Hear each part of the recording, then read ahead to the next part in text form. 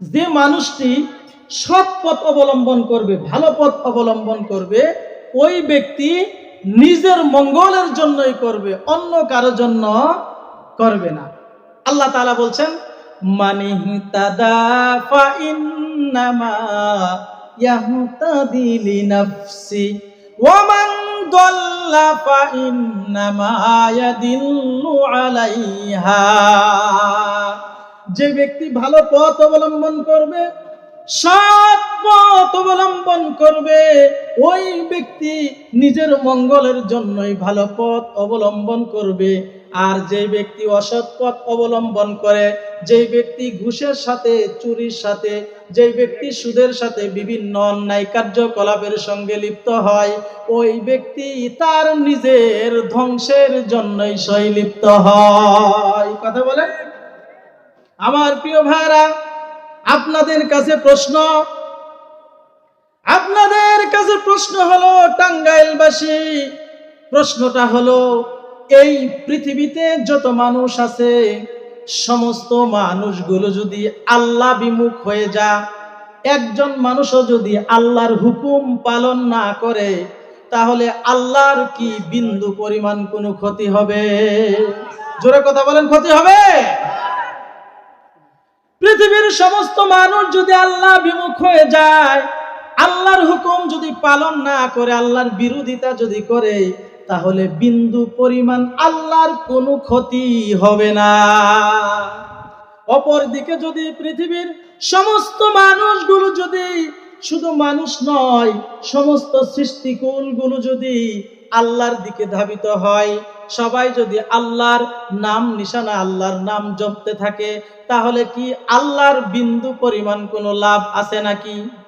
কথা বলেন, আছে?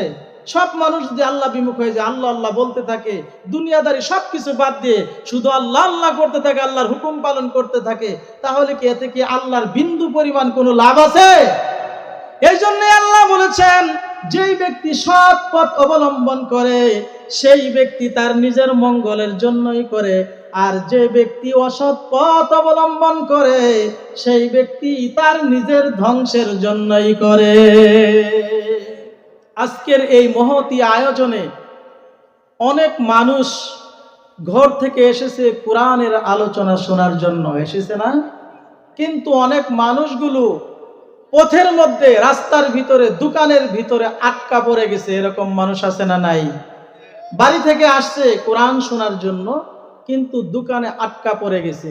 এক শ্রেণীর মানুষ আছে যারা ডেকে বলতেছে, আরে ভাই আপনি বসেন, একটু বসেন, একটা চা খান, একটা সিগারেট খান, মাহফিলে তো যাবেনি, কোরআন তো শুনবেনি, কোরআন শুনে মানুষের কি উপকার হয়েছে? এরকম এক শ্রেণীর মানুষ বলে কি বলে না?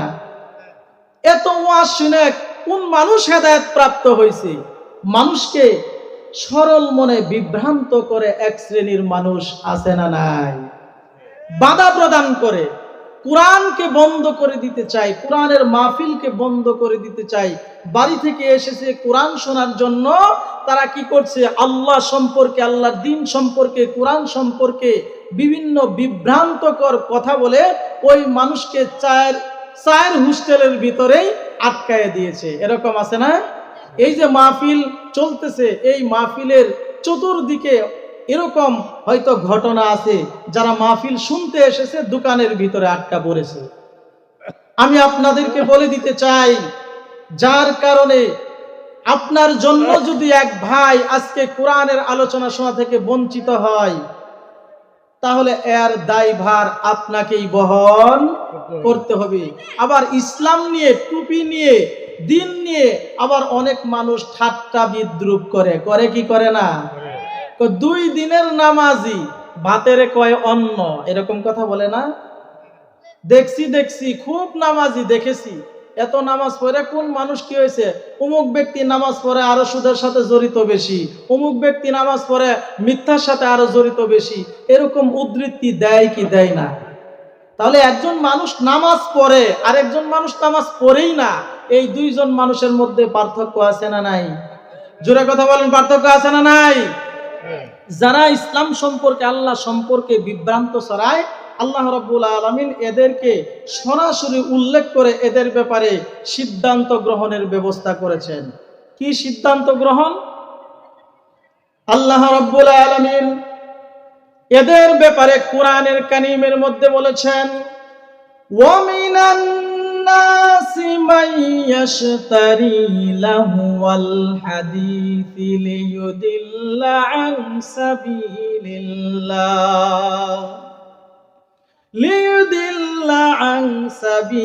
اللَّهِ بِغَيْرِ عِلْمٍ। আল্লাহ তাআলা বলছেন, মানুষের মধ্যে এমন কিছু মানুষ আছে যারা না জেনে আল্লাহ সম্পর্কে মানুষদেরকে বিভ্রান্ত করার জন্য আল্লাহর পথে মানুষ আসবে, এদেরকে বিভ্রান্ত করার জন্য আল্লাহর সম্পর্কে বেহুদা কথাবার্তা বলে। কথা বলেন। আল্লাহ তাআলা বলেছেন, ওয়ায়াত্তাখিযাহা হুজওয়া। শুধু তাই নয়, ইসলাম নিয়ে, দিন নিয়ে, কোরআন নিয়ে, আল্লাহ নিয়ে, রসুল নিয়ে তারা ঠাট্টা বিদ্রুপ করে, হাসি তামাশা করে, হাসির ছলে কথাগুলো তারা বলে ফেলে। এরকম বলে কিনা? আল্লাহ রাব্বুল আলামিন ডেকে বলেছেন, যারা ঠাট্টা করে ইসলাম নিয়ে, দিন নিয়ে, কোরআন নিয়ে, রসুল নিয়ে, আল্লাহ সম্পর্কে যারা ঠাট্টা বিদ্রুপ করে, আল্লাহ পাক তাদের ব্যাপারে বলেছেন, উলাইকা লাহুম আযাবুম মুহিন। এদেরকে অত্যন্ত লাঞ্ছনাদায়ক শাস্তির ব্যবস্থা আল্লাহ করে রেখেছে। নাউযুবিল্লাহ। যে মানুষটি সৎ পথ অবলম্বন করবে, ভালো পথ অবলম্বন করবে, ওই ব্যক্তি নিজের মঙ্গলের জন্যই করবে, অন্য কারোর জন্য করবে না। আল্লাহ তাআলা বলছেন, মানিহতাদা ফা ইন্নামা ইয়াহতাদি লিনাফসি ওয়া মান দাল্লা ফা ইন্নামা ইয়াদিল্লু আলাইহা। যে ব্যক্তি ভালো পথ অবলম্বন করবে, সৎ পথ অবলম্বন করবে, ওই ব্যক্তি নিজের মঙ্গলের জন্যই ভালো পথ অবলম্বন করবে। আর যে ব্যক্তি অসৎ পথ অবলম্বন করে, যে ব্যক্তি ঘুষের সাথে, চুরির সাথে, যে ব্যক্তি সুদের সাথে, বিভিন্ন অন্যায় কার্যকলাপের সঙ্গে লিপ্ত হয়, ওই ব্যক্তি তার নিজের ধ্বংসের জন্যই সই লিপ্ত হয়। কথা বলে। আমার প্রিয় ভাইরা, আপনাদের কাছে প্রশ্ন হলো, টাঙ্গাইলবাসী, প্রশ্নটা হলো, এই পৃথিবীতে যত মানুষ আছে, সমস্ত মানুষগুলো যদি আল্লাহ বিমুখ হয়ে যায়, একজন মানুষও যদি আল্লাহর হুকুম পালন না করে, তাহলে আল্লাহর কি বিন্দু পরিমাণ কোনো ক্ষতি হবে? জোরে কথা বলেন, ক্ষতি হবে? পৃথিবীর সমস্ত মানুষ যদি আল্লাহ বিমুখ হয়ে যায়, আল্লাহর হুকুম যদি পালন না করে, আল্লাহর বিরোধিতা যদি করে, তাহলে বিন্দু পরিমাণ আল্লাহর কোনো ক্ষতি হবে না। অপরদিকে যদি পৃথিবীর সমস্ত মানুষগুলো যদি, শুধু মানুষ নয়, সমস্ত সৃষ্টিকুলগুলো যদি আল্লাহর দিকে ধাবিত হয়, সবাই যদি আল্লাহর নাম নিশানা, আল্লাহর নাম জপতে থাকে, তাহলে কি আল্লাহর বিন্দু পরিমাণ কোনো লাভ আছে নাকি? কথা বলেন, আছে? সব মানুষ যদি আল্লাহ বিমুখ হয়ে যায়, আল্লাহ আল্লাহ বলতে থাকে, দুনিয়াদারি সবকিছু বাদ দিয়ে শুধু আল্লাহ আল্লাহ করতে থাকে, আল্লাহর হুকুম পালন করতে থাকে, তাহলে কি এতে কি আল্লাহর বিন্দু পরিমাণ কোনো লাভ আছে? এই জন্য আল্লাহ বলেছেন, যেই ব্যক্তি সৎ পথ অবলম্বন করে, সেই ব্যক্তি তার নিজের মঙ্গলের জন্যই করে, আর যে ব্যক্তি অসৎ পথ অবলম্বন করে, সেই ব্যক্তি তার নিজের ধ্বংসের জন্যই করে। আমার প্রিয় বন্ধুগণ, এই যে যারা এসেছেন কোরআন শোনার জন্য, আপনারা সকলে জানেন, দুইজন ফেরেশতা আল্লাহ রাব্বুল আলামিন আমাদের জন্য রেখে দিয়েছেন, যারা মানুষের কৃত কর্মগুলো লিপিবদ্ধ করে। কথা বলেন ঠিক কিনা? ঠিক ঠিক না? আল্লাহ রাব্বুল আলামিন বলছেন, ওয়া কুল্লা ইনসানিন আলজামনাহু তাইরাহু ফি উনুকি ওয়া নুখরিজু লাহু ইয়াউমাল কিয়ামাতি কিতাবাই ইয়ালকাহু মানশুরা। আল্লাহ পাক বলেছেন, আমি প্রত্যেকের আমলগুলো লিপিবদ্ধ করার জন্য ফেরেশতা নিযুক্ত করে রেখেছি। আমি তাদের কৃতকর্মগুলো, তাদের ফলগুলো আমি তাদের গলার মধ্যে ঝুলাইয়া দিয়েছি, তার ঘাড়ের কাছে আমি আল্লাহ ঝুলাইয়া দিয়েছি। কিয়ামতের দিন এই কিতাবটা আমি তাদের সামনে উন্মুক্ত করে দেব। যত কৃতকর্ম আছে সবকিছু আল্লাহ গলায় ঝুলাইয়া দিছে, কিয়ামতের দিন খুলে দিবেন। খুলে দিয়ে আল্লাহ কি করবেন? আল্লাহ রাব্বুল আলামিন বলবেন, ইকরা কিতাবাকা কাফা বিনাফসিকাল ইয়াউমা আলাইকা হাসিবা। আল্লাহ বলবেন, পড়ো, তোমার দুনিয়ার কৃতকর্ম যা কিছু তুমি করেছো আজকে তুমি পড়ো, দুনিয়াতে তুমি কি কি করেছো এগুলো পড়ো। সেদিন দুনিয়ার সব আমলগুলো বিন্দু থেকে বিন্দু পরিমাণ পর্যন্ত আমলগুলো কিয়ামতের মাঠে সেই কিতাবের মধ্যে দেখতে পাবো। এতে কি কোনো সন্দেহ আছে? কথা বলেন, সন্দেহ আছে?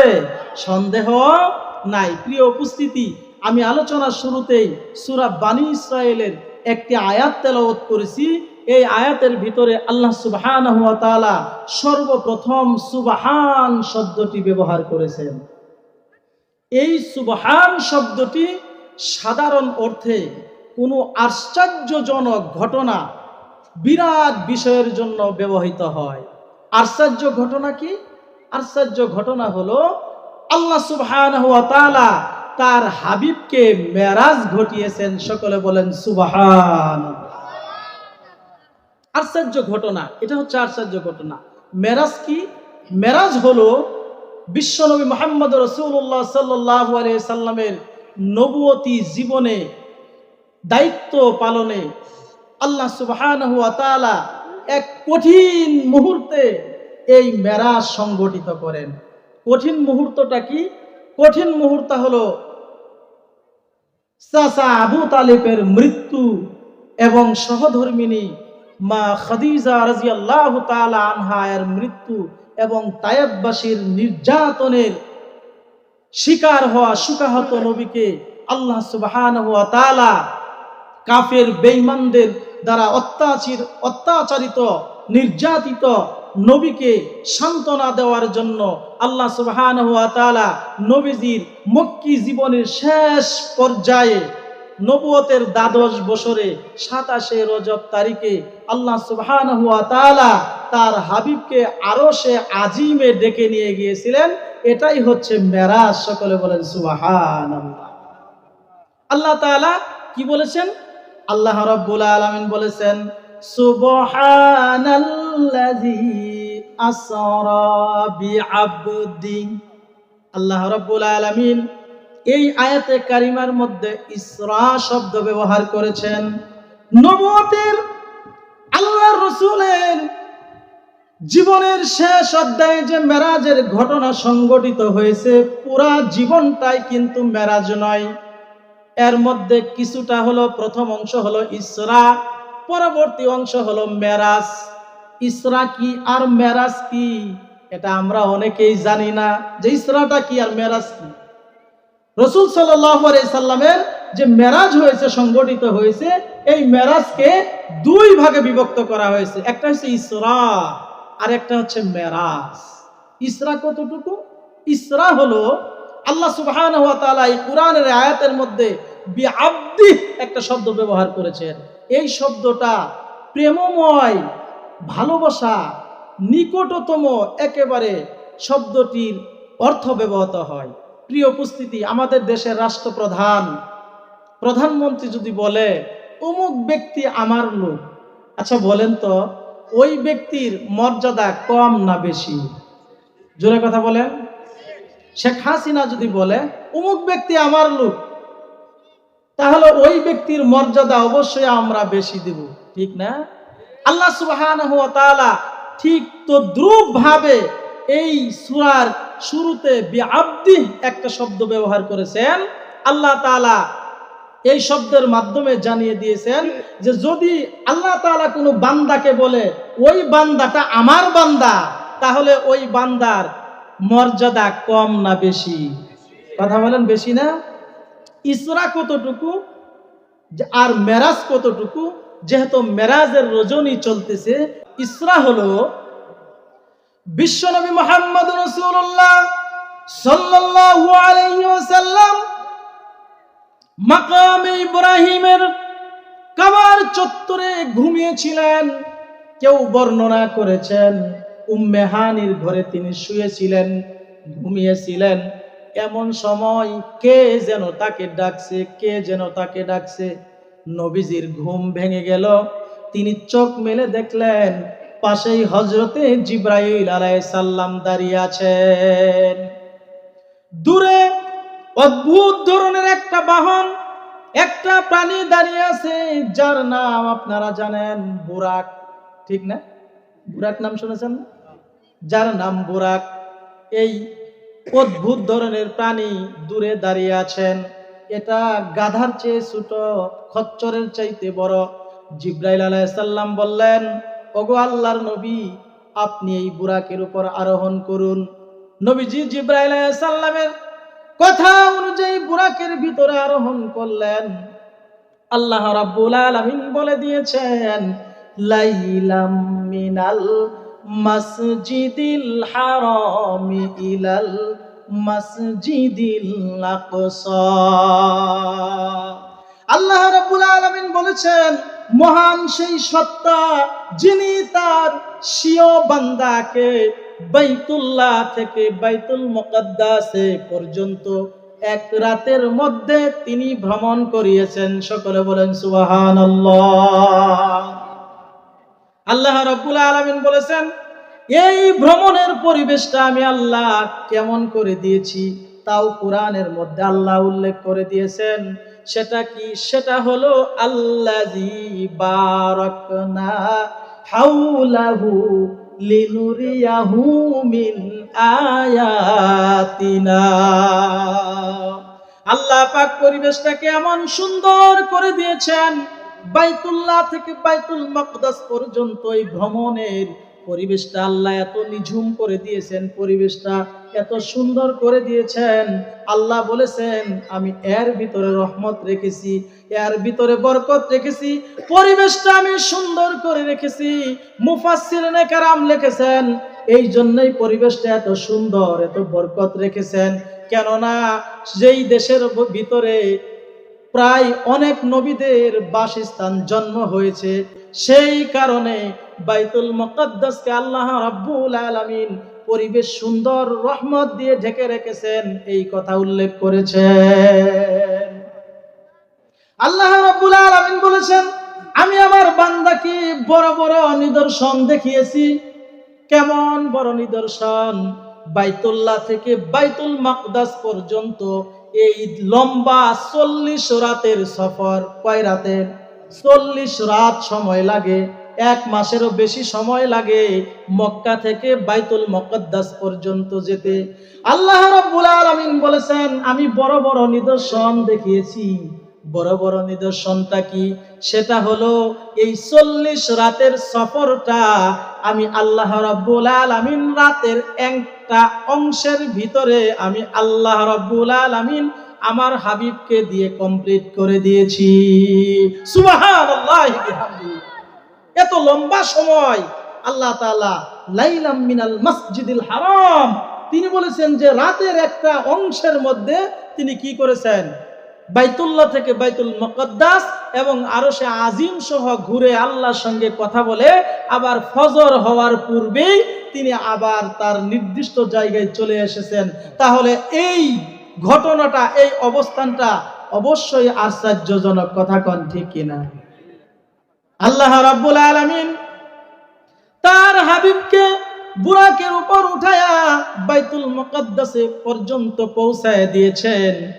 সেই বাইতুল মুকাদ্দাসের ভিতরে বিশ্বনবী মুহাম্মদুর রাসূলুল্লাহ সাল্লাল্লাহু আলাইহি ওয়াসাল্লাম 2 রাকাত নামাজ আদায় করেছিলেন। কয় রাকাত? কথা বলেন। 2 রাকাত নামাজ আদায় করেছিলেন। প্রত্যেক নবীর রূহ সেখানে উপস্থিত ছিল।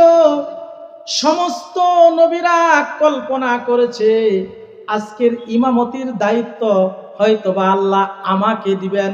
হযরতে আদম আলাইহিস সালাম তিনি মনে মনে কল্পনা করেছেন আমি হলাম আদি পিতা, এই জন্য এরা তো সবাই আমার বংশধর, হয়তোবা আল্লাহ রাব্বুল আলামিন আজকের ইমামতির দায়িত্ব আমাকে দিয়ে দিবেন। এভাবে করে হযরতে সুলাইমান আলাইহিস সালাম কল্পনা করেছেন আল্লাহ রাব্বুল আলামিন আমাকে অর্ধজাহানের বাদশাহী দান করেছিলেন, আজকের এই ইমামতির দায়িত্ব হয়তোবা আল্লাহ রাব্বুল আলামিন আমাকে দান করবেন। এভাবে করে প্রত্যেক নবীরা তার নিজের গুণের কথা উল্লেখ করে মনে মনে কল্পনা করেছেন যে আজকের এই ইমামতির দায়িত্ব হয়তোবা আল্লাহ রাব্বুল আলামিন আমাকে দান করবেন। কিন্তু পরিশেষে দেখা যায় সমস্ত নবীরা যেখানে উপস্থিত ছিল আল্লাহ রাব্বুল আলামিন তার হাবিবকে ইমামতির দায়িত্ব দিয়ে আল্লাহ রাব্বুল আলামিন মর্যাদা বাড়ায় দিয়েছে। সুবহানাল্লাহ। এই জন্যই আল্লাহর নবীকে ইমামুল মুরসালিন বলা হয়। কি বলা হয়? ইমামুল মুরসালিন। এখানে যারা আছেন অনেকেই হয়তো জানেন না যে ইমামুল মুরসালিন কেন বলা হয়। আমরা ইমামুল মুরসালিন শুনি কিন্তু বুঝি না ইমামুল মুরসালিন কি। ইমামুল মুরসালিন হলো প্রত্যেক নবীরা ইমাম। কথা বলে ঠিক কিনা? প্রত্যেক নবীরা সেই যুগের জন্য সেই কওমের জন্য ইমাম কিনা? তাহলে সমস্ত ইমামের যিনি ইমাম তিনি তো অবশ্যই ইমামুল মুরসালিন, ঠিক না? শুধু তাই নয়, তিনি হলেন রাহমাতুল লিল আলামিন। প্রত্যেক নবীরা এই পৃথিবীতে তার উম্মতদের দ্বারা কাফের বেঈমানদের দ্বারা নির্যাতিত হয়েছে। অনেক নবীরা নির্যাতন সহ্য করতে না পেরে আল্লাহর কাছে বরদোয়া করেছে, কিন্তু আপনার নবী আমার নবী বিশ্ব নবী মুহাম্মদুর রাসূলুল্লাহ সাল্লাল্লাহু আলাইহি সাল্লাম এত নির্যাতিত হয়েছে, এত কষ্ট পেয়েছে, কিন্তু তার সারা জীবনে কোনোদিন কারো ব্যাপারে হাত তুলে তিনি বরদোয়া করেন না। সুবহানাল্লাহ। তায়েফের ময়দানে নবীজি ইসলামের দাওয়াত দিতে গিয়েছিলেন। তায়েফবাসী দাওয়াত তো কবুল করে নাই, না করে উল্টা আরো নবীকে নির্যাতন করেছে। নবীজিকে পাথর মেরেছে, পাগল বলেছে, পাগল বলে পাথর মেরে ছোট্ট ছোট্ট কচি কাঁচা বাচ্চা দিয়ে নবীর গায়ে আঘাত করেছে। আঘাত করার কারণে নবীজির চেহারা মুবারক রক্তাক্ত হয়েছে। আকাশের ফেরেশতা আসমানের ফেরেশতারা কান্নার রোল ফেলে দিয়েছে। জিবরাইল আলাইহিস সালাম এসে বললেন, ওগো আল্লাহর নবী, আপনার সঙ্গে তায়েফবাসী যে আচরণ করছে আমাদের তো সহ্য হচ্ছে না।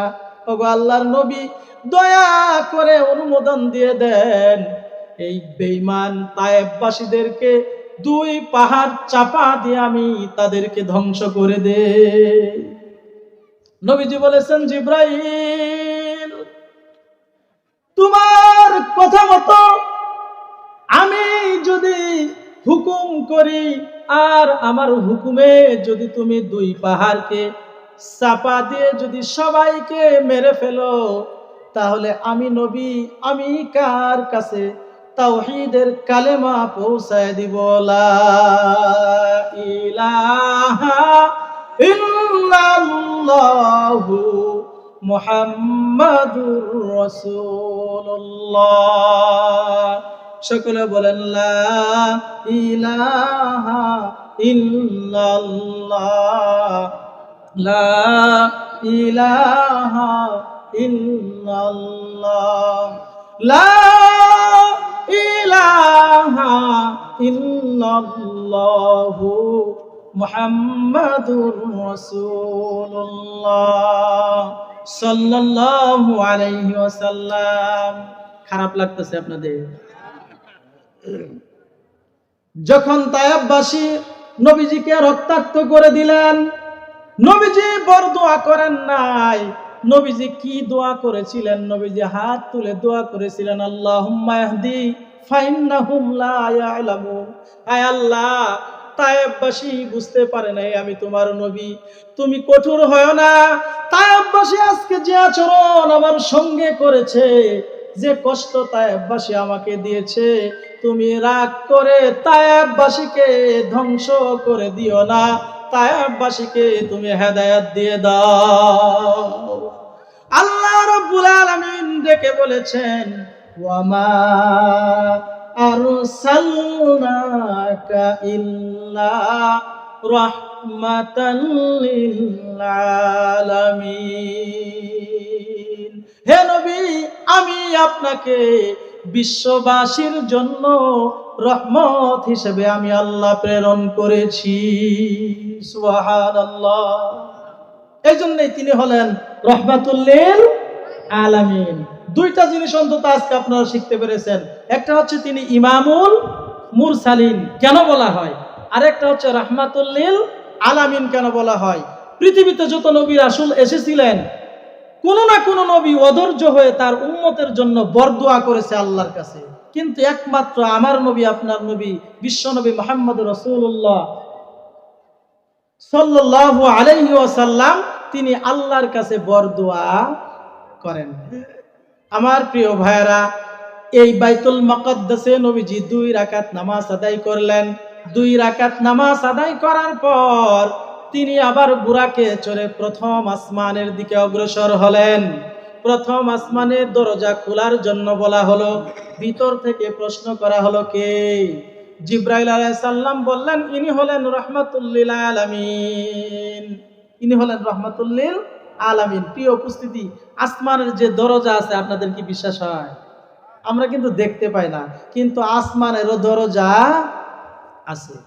আল্লাহ রাব্বুল আলামিন বলছেন, ইয়াউমা ইউনফাখু ফিস সূরি ফাতাতুনা আফওয়াজা, যেদিন সিংহায় ফুৎকার দেওয়া হবে সেদিন তোমরা দলে দলে তোমরা সমবেত হতে থাকবে। ওয়া ফুতিহাতিস সামাউ ফাকানাত আবওয়াবা, সেদিন দরজা উন্মুক্ত করে দেওয়া হবে, আর সেদিন আসমান উন্মুক্ত করে দেওয়া হবে, আর সেদিন দরজা আর দরজা হয়ে যাবে। সেদিন দরজা আর দরজা হয়ে যাবে, আসমান দরজা ছাড়া আর কিছুই থাকবে না। বিশ্বনবী মুহাম্মদ রাসূলুল্লাহ সাল্লাল্লাহু আলাইহি ওয়াসাল্লাম তিনি প্রথম আসমানে ভ্রমণ করলেন। তিনি প্রথম আসমানে প্রবেশ করার পর মানুষের দুনিয়ার কৃতকর্ম এর ফল কিভাবে ভোগ করবে আল্লাহ রাব্বুল আলামিন তার হাবিবকে প্রতীকীভাবে দেখায়া দিয়েছেন। দুনিয়াতে কি পাপ করলে কি শাস্তি হয়, এটা আল্লাহর নবীকে আল্লাহ তাআলা দেখায়া দিয়েছেন। দুনিয়াতে আমরা তো বিভিন্ন ধরনের গুনাহ করি না? কেউ সুদের সাথে সম্পৃক্ত, কেউ মিথ্যার সাথে সম্পৃক্ত, কেউ ঘুষের সাথে সম্পৃক্ত, কেউ এতিমের মাল বক্ষণ করতেছি, কেউ নামাজ পড়তেছি না। এক এক অপরাধের জন্য এক এক শাস্তি। আপনারা আবার মনে করেন না সব অপরাধের জন্য একরকম শাস্তি হবে, না। এক এক অপরাধের জন্য, এক এক পাপের জন্য এক এক ধরনের শাস্তি আল্লাহ তাআলা দিবেন। তার মধ্যে আল্লাহর রাসূল প্রথম আসমানে তিনি ভ্রমণ করলেন। সেখানে আল্লাহ রাব্বুল আলামিন সর্বপ্রথম হযরত আদম আলাইহিস সালামের সঙ্গে সাক্ষাতের ব্যবস্থা করে দিয়েছেন। সুবহানাল্লাহ। হযরত আদম আলাইহিস সালামের সঙ্গে সাক্ষাৎ হয়ে গেল। জিবরাইল আলাইহিস সালাম বললেন, ইনি হলেন আপনার আদি পিতা, ইনাকে সালাম করুন। নবীজি সালাম করলেন। আদম আলাইহিস সালাম বললেন, হে আমার বংশের শ্রেষ্ঠ গৌরব, আপনার জন্য মুবারক হোক, আপনার জন্য মুবারক হোক। নবীজি হযরত আদম আলাইহিস সালামের সঙ্গে মুলাকাত করলেন, সম্ভাষণ জানালেন। তারপরে সামনের দিকে অগ্রসর হলেন। দেখলেন এক জায়গায় তিনি দেখলেন কিছু লোককে পাথর মেরে তার মাথাগুলো চূর্ণ বিচূর্ণ করে দিচ্ছে। নবীজি দেখলেন কিছু লোকের মাথা বড় বড় পাথর মেরে, পাথর দেখেন না, বড় বড় পাথর মেশিনে কেটে কেটে টুকরা টুকরা করা হয়। নবীজি দেখলেন কিছু মানুষকে পাথর মেরে তার মাথাগুলো চূর্ণ বিচূর্ণ করে দিচ্ছেন। নবীজি জিজ্ঞেস করলেন, জিব্রাইল এরা কারা, এরা কারা? জিব্রাইল আলাইহিস সালাম বললেন, ওগো আল্লাহর রাসূল, এরা দুনিয়াতে নামাজ আদায় করতো না। কি আদায় করতো না? নামাজ আদায় করতো না। আল্লাহ রাব্বুল আলামিন কোরআনে কারিমে উল্লেখ করেছেন, ওয়াইযা কামু ইলাস সালাতি কামু কুসালা ইউরাউনান নাসা ওয়ালা ইয়াযকুরুনাল্লাহা ইল্লা কলিলা। আল্লাহ পাক এদের নামাজ উল্লেখ করেছেন যে তারা যখন নামাজের মধ্যে দ্বারা শৈথিল্যতার সহিত দ্বারা নামাজ পড়তেই মন চায় না, পড়তেই মন চায় না, মনে মনে ভাবে আল্লাহ কেন নামাজের সিস্টেম চালু করে দিয়েছে, যদি না দিত তাহলে ভালো হতো। আল্লাহ তাআলা বলেছেন যে তারা মনে মনে এটা ভাবে, আর তারা আল্লাহর স্মরণে নামাজ আদায় করে না, লোক দেখানো নামাজ তারা আদায় করে। লোক দেখানো নামাজ, লোক দেখানো নামাজ কখন হয় জানেন? বেশি অংশ নির্বাচনের সময় হয়, ঠিক কি না? নির্বাচনের সময় লোক দেখানো নামাজ হয়।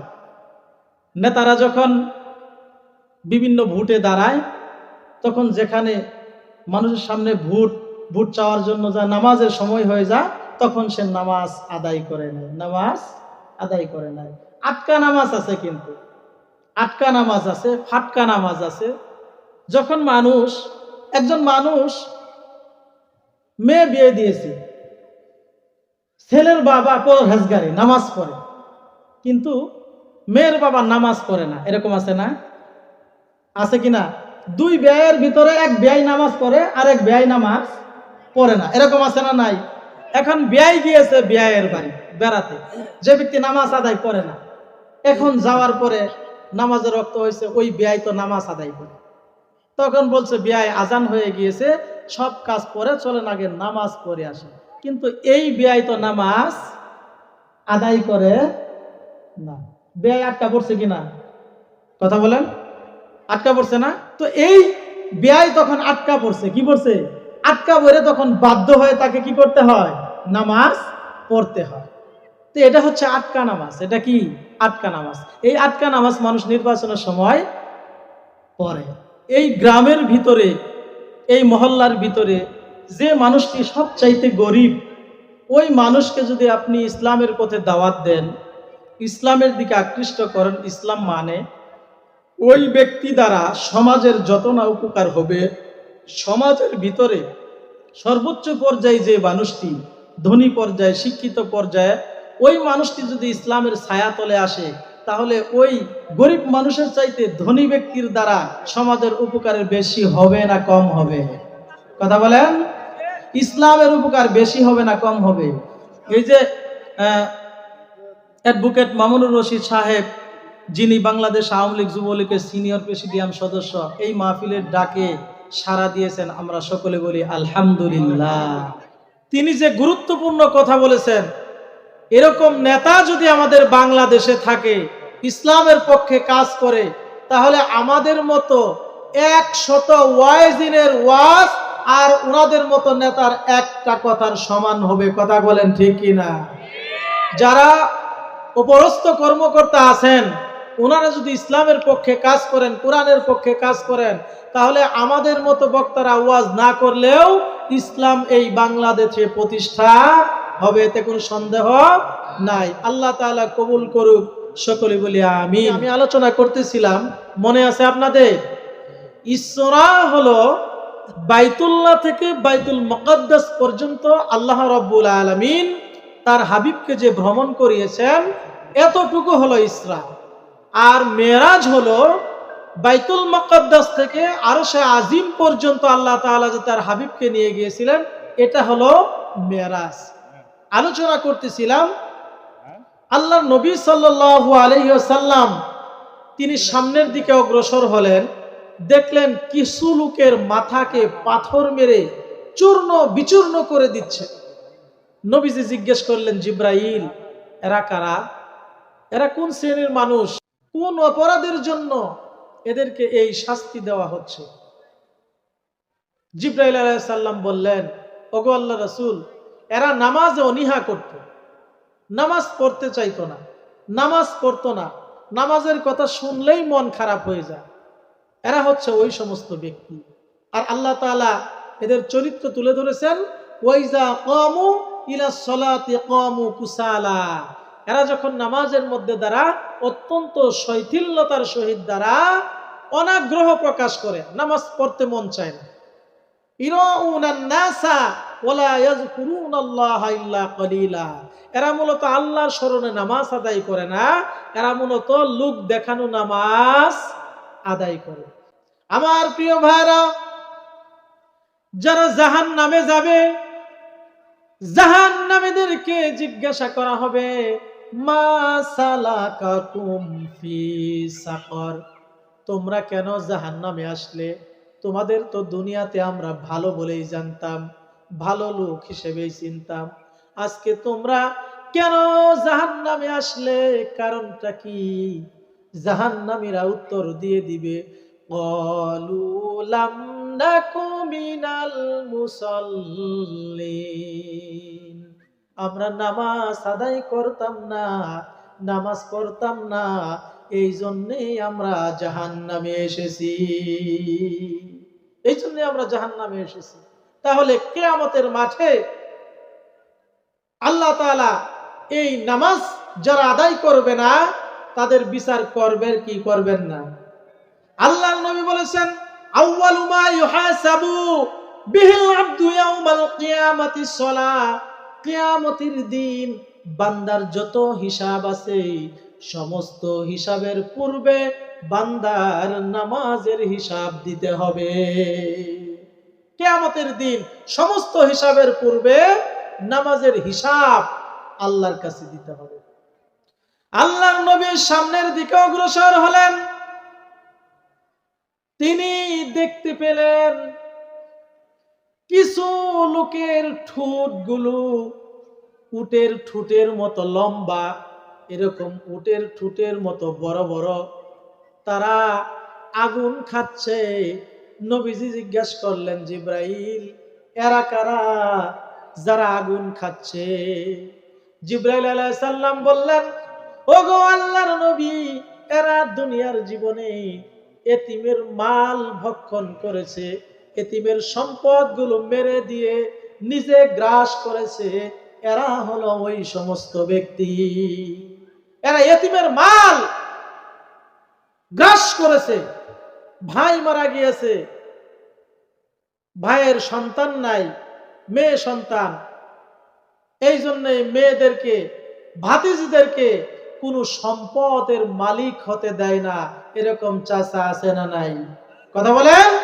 ছোট্ট ছোট্ট বাচ্চা ফেল ফেল করে চাচার দিকে চেয়ে থাকে, এই বুঝি চাচা কুলো নিবে, একটা ভালো কথা বলবে, কিন্তু শুধু চেয়ে থাকে, চাচা কোনোদিন ভালো কথা বলে না। আল্লাহ পাক ডেকে বলেছেন, ইন্নাল্লাযীনা ইয়াকুলুনা আমওয়ালাল ইয়াতামা যুলমান ইন্নামা ইয়াকুলুনা ফি বুতুনিহিম নারা ওয়া সায়াসলাউনা সাঈরা। যারা এতিমের সম্পদ গ্রাস করবে, এতিমের ধন সম্পদ গুলো যারা খাবে, তারা তো সম্পদ খায় না, তারা খায় আগুন, আগুন খায়া তারা তাদের পেটকে ভর্তি করছে, তারা আগুন খাচ্ছে এতিমের সম্পদ। এই জন্য আল্লাহ তাআলা আল্লাহর হাবিবকে দুনিয়ার কৃতকর্মের ফল কিভাবে ভোগ করে আল্লাহ তাআলা তার হাবিবকে মেরাজের মাধ্যমে জানিয়ে দিয়েছেন। এবং এই শিক্ষা, এখান থেকে আমাদের শিক্ষা নেওয়ার আছে না নাই? কথা বলেন।